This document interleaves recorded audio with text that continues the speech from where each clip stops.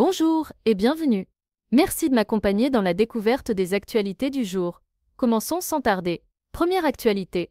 Depuis le 13 avril, plusieurs établissements pénitentiaires français ont été visés par des actes de violence, notamment des incendies de véhicules et des tirs d'armes automatiques. Ces attaques, revendiquées par un groupe nommé DDPF via Telegram, sont interprétées comme une réponse à la surpopulation carcérale. Le parquet national antiterroriste a été saisi et 25 personnes ont été interpellées. Les autorités privilégient désormais la piste du narcotrafic, notamment l'implication de la DZ Mafia. Deuxième actu, le chômage en France a connu une augmentation notable au premier trimestre 2025, avec une hausse de plus de 8,7% de la catégorie A de France Travail. Cette tendance soulève des inquiétudes quant à la dynamique du marché de l'emploi et à l'efficacité des politiques publiques en matière d'insertion professionnelle.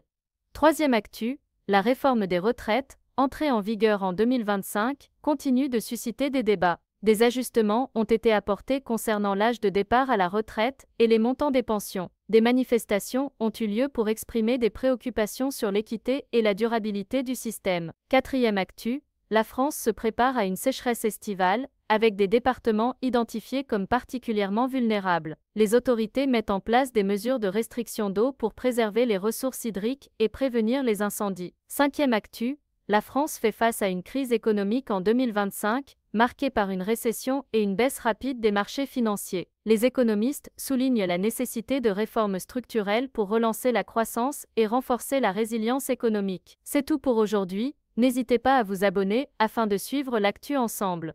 Prenez soin de vous et à bientôt.